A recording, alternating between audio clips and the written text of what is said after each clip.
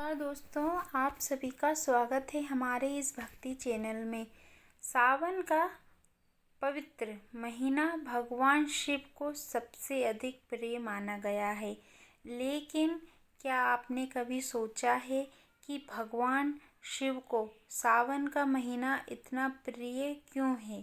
गुरु जी ने अपनी कथा में भगवान शिव को सावन प्रिय होने के कई कारण बताए हैं और साथ ही ऐसे उपाय भी बताए हैं जिन्हें सावन के महीने में करने से भगवान शिव की विशेष कृपा प्राप्त हो सकती है। आज की इस कथा में हम जानेंगे कि सावन में पार्थिव शिवलिंग कैसे बनाना है, शिवलिंग बनाने से पहले क्या रखना है, किस प्रकार पूजा करनी है, विसर्जन कैसे करना है और सावन में भगवान शिव को कौन कौन सी चीज़ें अर्पित करनी चाहिए।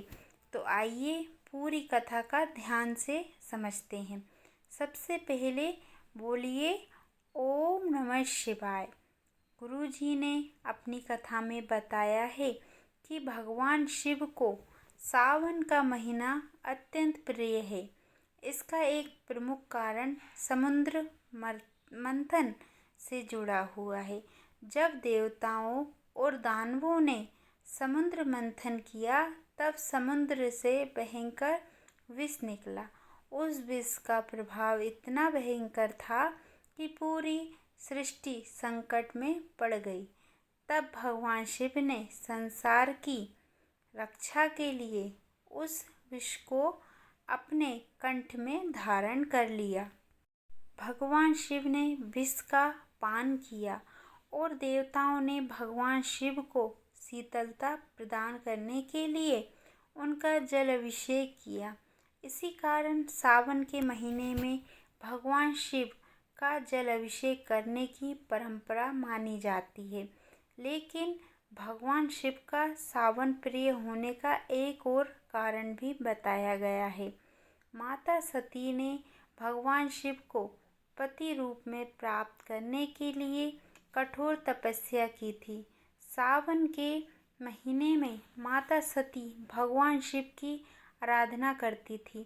वह मिट्टी से शिवलिंग बनाती थी, प्रतिदिन शिवलिंग का निर्माण करती थी, उसकी पूजा अर्चना करती थी और पूजा के बाद उस पार्थिव शिवलिंग को विसर्जन करती थी। इसीलिए सावन के महीने में पार्थिव शिवलिंग बनाकर भगवान शिव की पूजा करने का विशेष महत्व बताया गया है।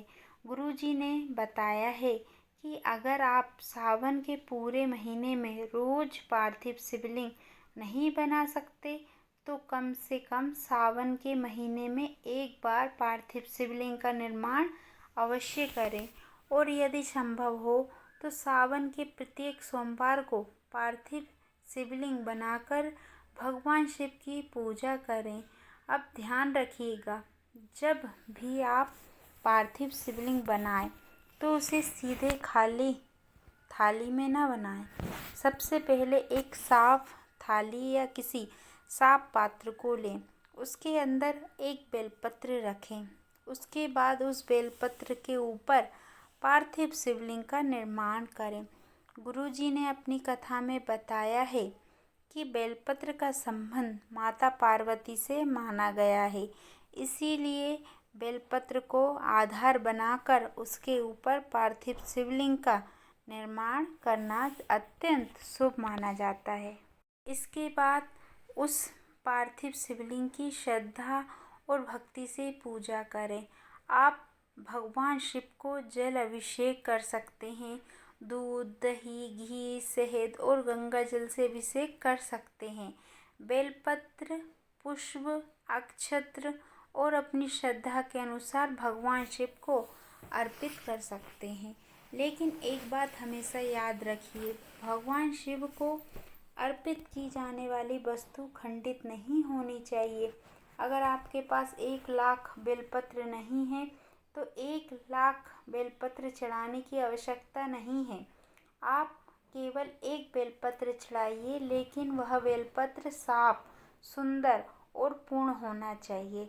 अगर आपके पास बहुत सारे चावल नहीं हैं तो एक चावल का दाना चढ़ाइए, लेकिन वह चावल का दाना पूर्ण होना चाहिए। एक फूल चढ़ाइए, लेकिन वह फूल पूर्ण होना चाहिए। एक फल चढ़ाइए, लेकिन वह फल खंडित नहीं होना चाहिए। अर्थात शिव को वस्तु की संख्या से अधिक आपकी श्रद्धा और उस वस्तु की पूर्णता प्रिय मानी गई है। इसीलिए सावन में भगवान शिव को जो भी अर्पित करें, श्रद्धा से अर्पित करें और जहाँ तक संभव हो पूर्ण वस्तु अर्पित करें। अब बात करते हैं पार्थिव शिवलिंग के आकार की। गुरु जी ने बताया है कि घर में रखी जाने वाली भगवान की मूर्ति बहुत बड़ी नहीं होनी चाहिए। आप अपने हाथ को जमीन पर रखकर अंगूठे का ऊपर उठाकर जितना आकार दिखते हैं, लगभग उतने ही आकार की मूर्ति घर में रखी जा सकती है, क्योंकि बहुत बड़ी मूर्ति की सेवा और पूजा भी उसी प्रकार करनी पड़ती है जैसे मंदिर में सेवा की जाती है। इसीलिए घर में छोटी और सुंदर मूर्ति रखना शुभ माना गया है। अब यदि आप सावन में पार्थिव शिवलिंग बना रहे हैं तो अपनी श्रद्धा के अनुसार छोटा पार्थिव शिवलिंग बनाकर उसकी पूजा कर सकते हैं। पूजा के बाद शाम के समय उस पार्थिव शिवलिंग को श्रद्धा से अपने मस्तक से स्पर्श कराकर किसी स्वच्छ जलाशय में विसर्जित करने की परंपरा बताई गई है। लेकिन ध्यान रखें कि आज के समय में नदी, तालाब या जलाशय को गंदा नहीं करना चाहिए। इसीलिए यदि संभव हो तो घर में ही किसी साफ पात्र में विसर्जन करें और उस मिट्टी को किसी पौधे या पेड़ की जड़ में श्रद्धा से अर्पित कर दें। अब गुरुजी ने सावन से जुड़ा एक और महत्वपूर्ण कारण बताया है। भगवान विष्णु के देवशयनी एकादशी के दिन क्षीर सागर में शयन करते के बाद चतुर्मास का समय प्रारंभ होता है। इस अवधि में भगवान शिव को सृष्टि के संचालन का कार्यभार सौंपे जाने की कथा कही गई थी। इसी कारण सावन का महीना भगवान शिव को आराधना के लिए अत्यंत विशेष माना जाता है। इसीलिए सावन में भगवान शिव का नाम लेना, शिवलिंग का अभिषेक करना, बेलपत्र अर्पित करना और ओम नमः शिवाय का जाप करना बहुत शुभ माना जाता है। अब बात करते हैं बेलपत्र की। भगवान शिव को बेलपत्र अत्यंत प्रिय है। सावन में जब भी बेलपत्र चढ़ाएं तो कोशिश करें कि बेलपत्र साफ हो, हरा हो और खंडित ना हो।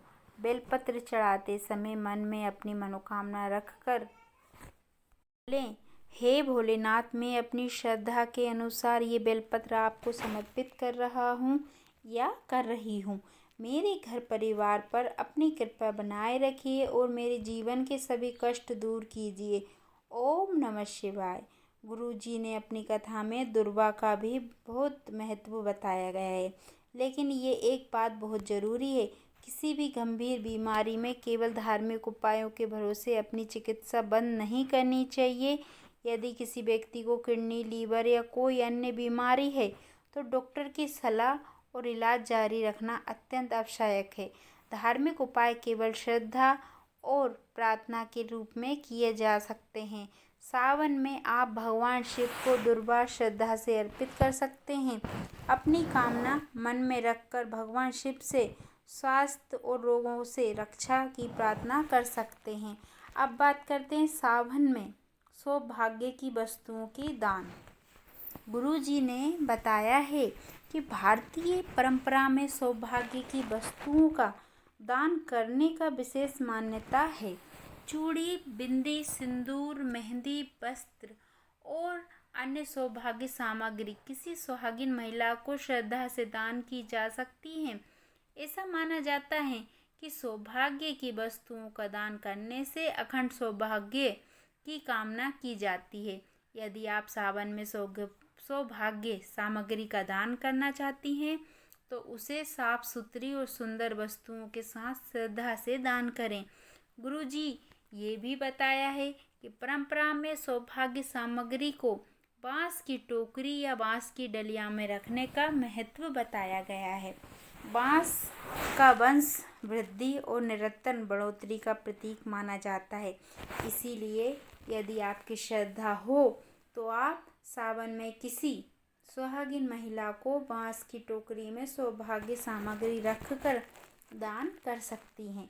इसमें आप अपनी श्रद्धा के अनुसार सामग्री रख सकती हैं, जैसे कि चूड़ी, बिंदी, सिंदूर, मेहंदी, कंघी, वस्त्र और अन्य सौभाग्य सामग्री रख सकती हैं। लेकिन याद रखिए, भगवान को दिखावा नहीं, भावना प्रिय है।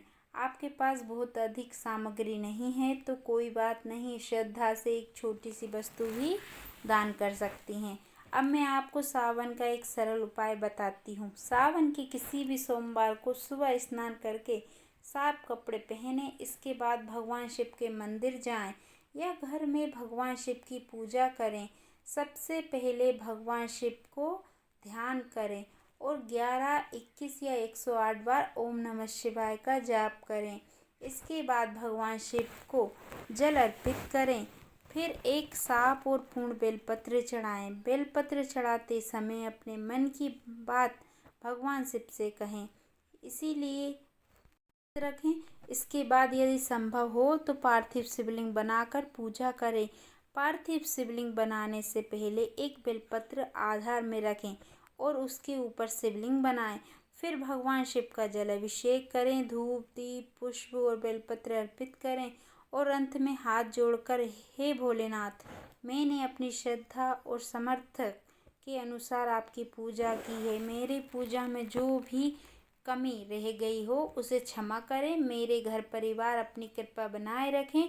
सभी रोग, दुख, संकट और परेशानियों से मेरी और मेरे परिवार की रक्षा करें। ओम नमः शिवाय, ओम नमः शिवाय, ओम नमः शिवाय। सावन का हमें ये सिखाता है कि भगवान शिव को प्रसन्न करने के लिए बड़े बड़े दिखावे की आवश्यकता नहीं है। एक लोटा जल, एक पूर्ण बेलपत्र, एक पुष्प और सच्ची श्रद्धा भी भोलेनाथ को प्रिय हो सकती है।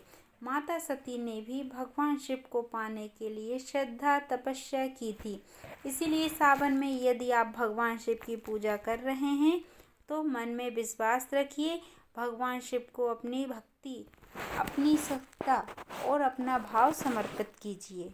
अगर आप भी सावन पार्थिव शिवलिंग बनाने वाली हैं तो कमेंट में ज़रूर लिखिए ओम नमः शिवाय। और यदि आपको ये कथा अच्छी लगी हो तो इसे भगवान शिव के भक्तों तक जरूर पहुंचाइए। भगवान भोलेनाथ आपके जीवन में सुख, शांति, समृद्धि और खुशियां लेकर आए। हर हर महादेव। ओम नमः शिवाय।